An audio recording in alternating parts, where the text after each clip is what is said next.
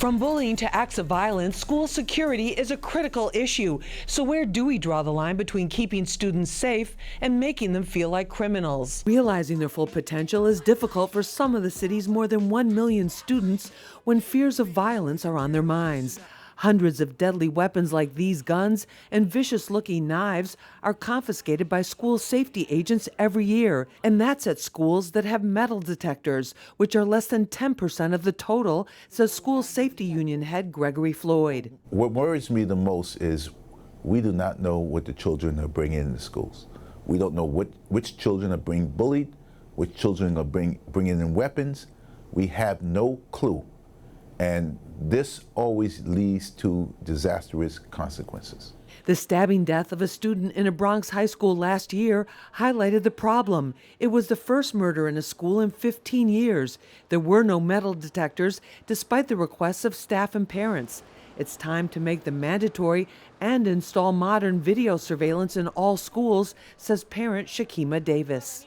Sometimes people snap, so you never really know where a person's mind state is at, and I just feel like it's always good to take those precautions to make sure that no matter what, it can alleviate any problems or any incidents happening. A Department of Education spokesperson tells us the DOE is committed to fostering safe and supportive learning environments, and we work in lockstep with NYPD to ensure every school building is secure. We take every necessary step to ensure the safety and preparedness of our school communities. In order to get an idea of what is going on system-wide, Queens City Council member Paul Vallone is pushing for a task force. What is the plan? Are the parents informed? Are the students aware? And has the local precinct been to the school? Is the metal detector the best plan? I don't know, but that's what this task force is all about. There are different measures being debated. Let's find out what our panel has to say. Joining me is Senator Jesse Hamilton. He's a New York State Senator, a Democrat from Brooklyn.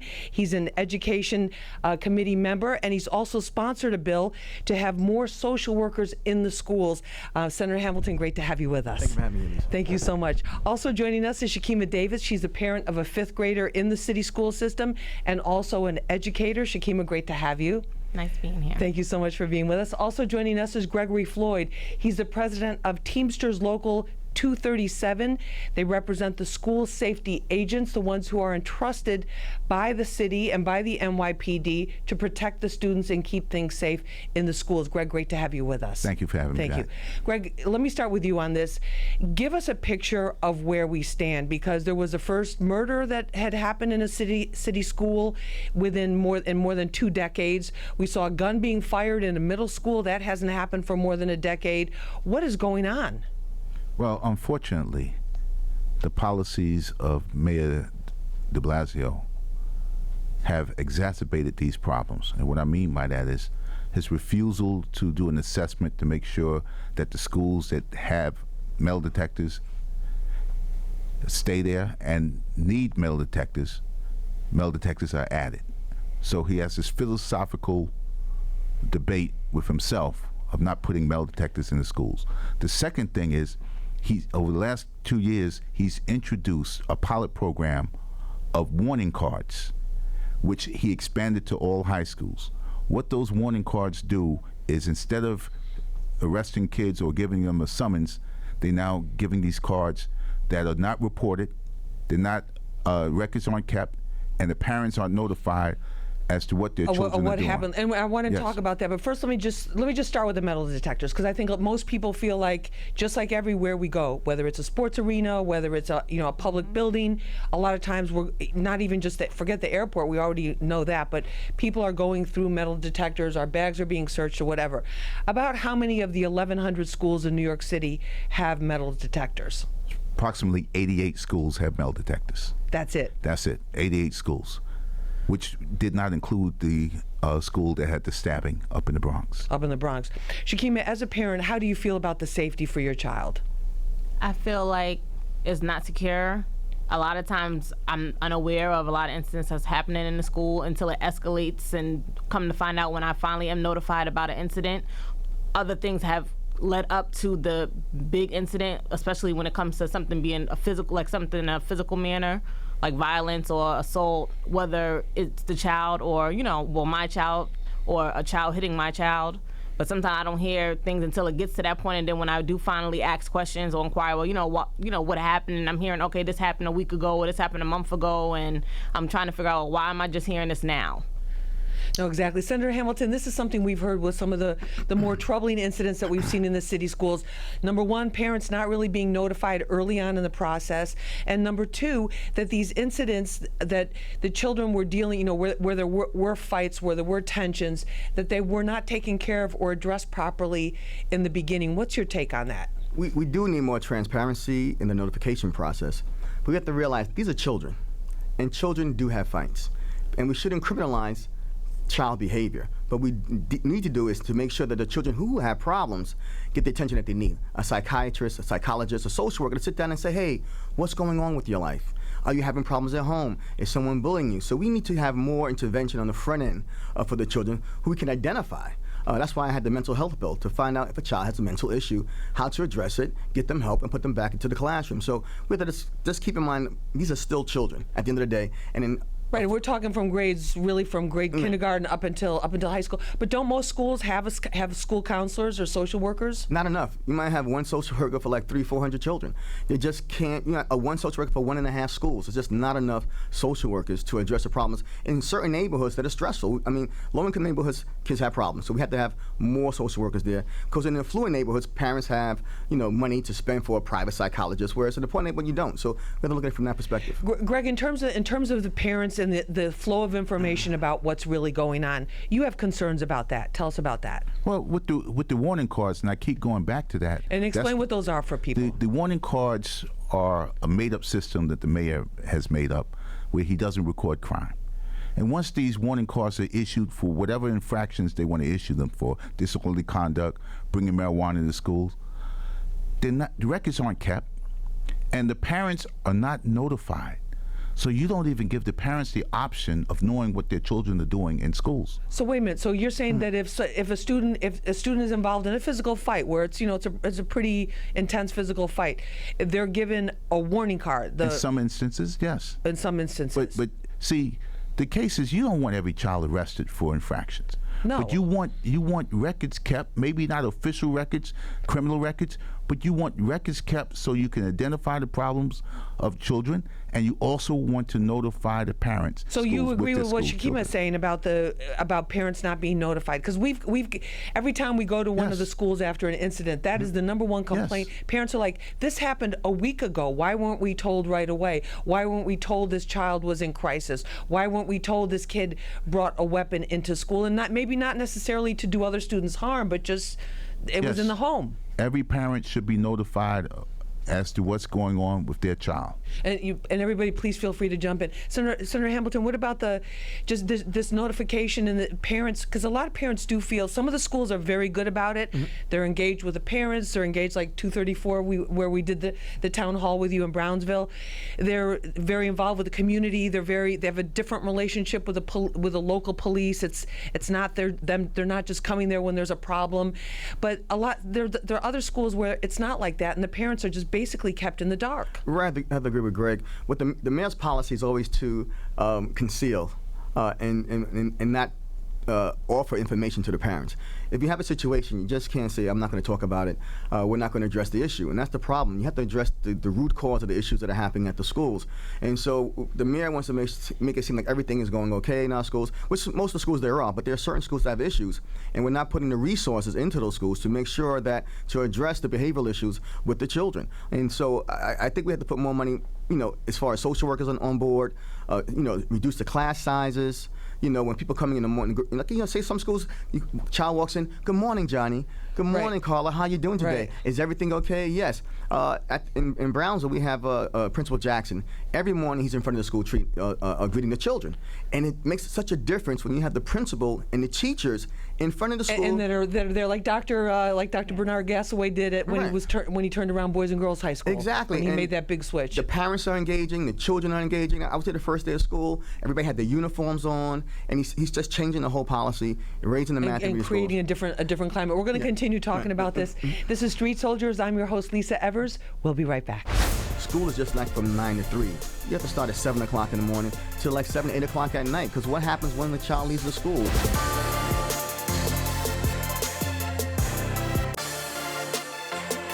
Greg, do we have video camera surveillance in our schools as people are coming in, going out, the perimeters? Not all schools have video cameras, and not all schools have door alarms. I remember a few years ago there was a Avante. He disappeared, and they were looking for him. They finally found him. Right. They were supposed to have door alarms on every door. I don't know if they got around to do that yet, but we don't have those kinds of, I would say, technology. That technology is not available to us. But wouldn't that be an asset to one of your school safety agents at the front door if they can see on video screens like you do in every, a lot of public buildings that you go into, a lot of government buildings, where they can check and see, okay, here's the back, here's the front, here's what, there's a group coming up, hanging out or whatever. And there are children that are special needs children that should be watched, and there are children who run out of the schools, and all of those things can help prevent a child from wandering the streets that should not be wandering the streets. But also you can see get an idea what's going on too. You can have an idea what's going on, correct. Shakima, in terms of the safety concerns for a fifth grader, give us a picture of what that's like. Well, those incidents where the alarms are not on the doors, kids are able to walk out, people are able to walk in, security not being as uptight as they should, and, following the protocol of making sure everybody's signed in and identified no matter how many times a person comes in the building. You never really know who's who, or, in a situation, God forbid, someone comes in and something happens, you being able to reference back to, oh, well, this was so-and-so that came in. But sometimes, you see a person every day and you just assume that, oh, that's fine, there's nothing going on, but it's still not taking that precaution to make sure that at all times, this is my protocol, I'm supposed to identify you, I'm supposed to, or if we are in the school with a detector, or we have a policy where there's no, beverages, or, past this point to enforce it. Because just to prevent those, just in case, stuff can happen. There's no security that anybody's opted out. Even with, a lot of awareness of the schools, these incidents of shooting happening in more Caucasian neighborhoods, it can happen in our communities. Right. Well, I mean, the guns are everywhere, so it's not. We're not people can out, get. So just taking the precaution of awareness of protocol. If there's a safety protocol, enforce it. Starting from the foundation of faculty, because then the students are respected. Sometimes also, students are not. Faculty is not enforcing something, so the students don't either. Right, and that's it. Senator Hamilton, in terms of the, in terms of how out of date the schools are, and we always keep hearing about money, but there's a lot of money being spent per student, according to what we're told in the media here in the New York City school system. The highest in the country. And what we're doing now with the campus in Brownsville, Flatbush, and Crown Heights, we're integrating the community-based organizations together. There has to be integration of the community-based organizations with the school safety agents who are doing a great job, with the teachers, with the social workers. There's no communication. So if a child has an issue, there should be like a monthly meeting. Which child is at need? Which children are at need? Do we have a gang problem? How do we resolve the gang problem? How do we get these kids, maybe playing basketball, in the evening, or having chess clubs, doing play therapy? So no one's taking the time out to say school is just like from 9 to 3. You have to start at 7 o'clock in the morning till like 7, 8 o'clock at night. Because what happens when the child leaves the school? Right. They're right there on the streets. They're right there on the streets. And if there's something adverse on the street, or there's something negative that they're learning on the street, they're going to bring it back to school in the morning. In terms of the money thing, Greg, if we have to spend the most money per student, why don't we have video cameras? I mean, come on. Well, we got to look at how you're spending the money. It doesn't mean because we're spending the most money, we're spending it the right way. Right. If we have that, we're spending that money, there should be an assessment on what we really need. Right. Maybe you need to reallocate dollars elsewhere. It's the cost.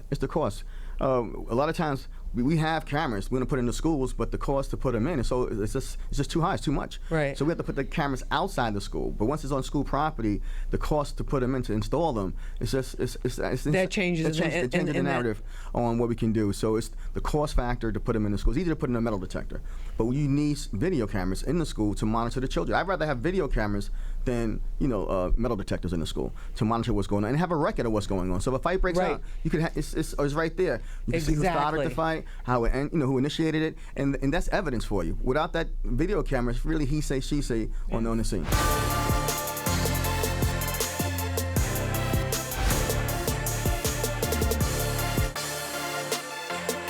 when you see the weapons, the many weapons that you confiscate, that the school safety agents confiscate, are the students bringing them? Would you say more of them are bringing them to school to protect themselves or to defend themselves in case they need to, or are they bringing them to school because they're involved in some kind of criminal activity or gang activity? I would say a little bit of both, but I'm unsure because I don't think they keep those statistics.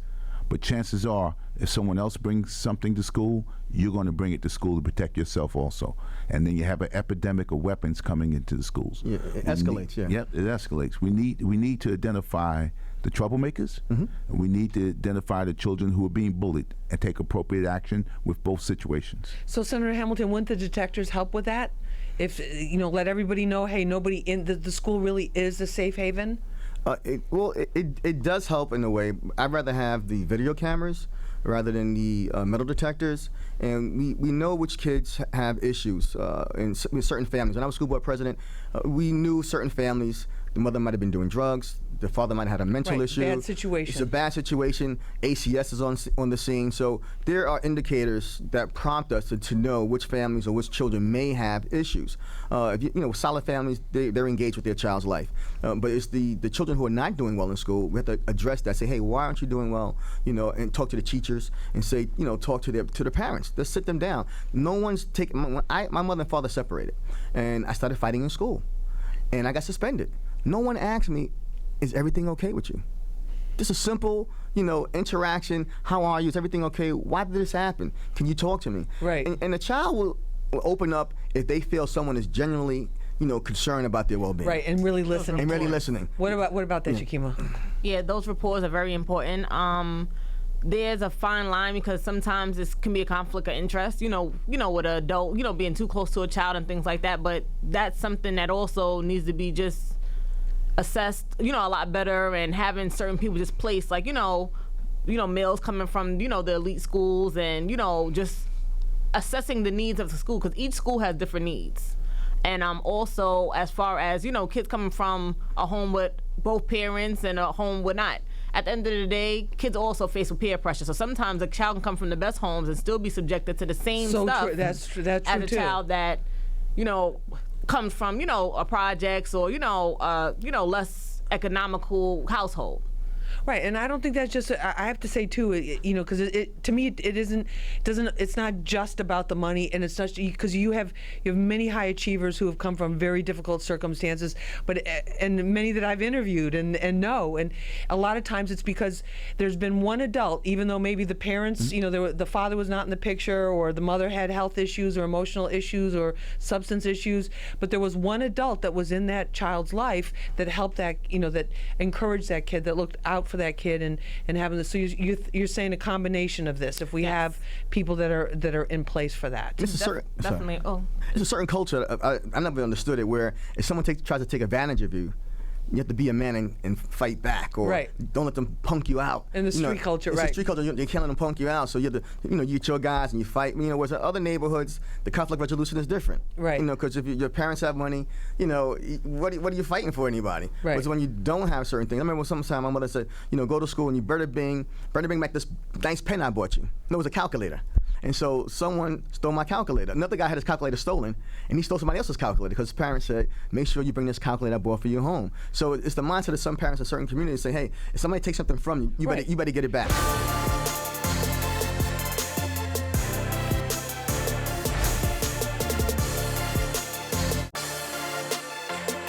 I want to thank all of you for being with us for this episode of Street Soldiers. Senator Jesse Hamilton, great to have you with us. Yes. Shakima Davis, great to have you. You're welcome. Gregory Floyd, thanks for being with us Okay. again. We appreciate it. Thank you so much. Thank you for joining us for this episode of Street Soldiers. Remember, use your mind. It's your best weapon. I hope it's your only weapon. I'm Lisa Evers. Let's push for peace.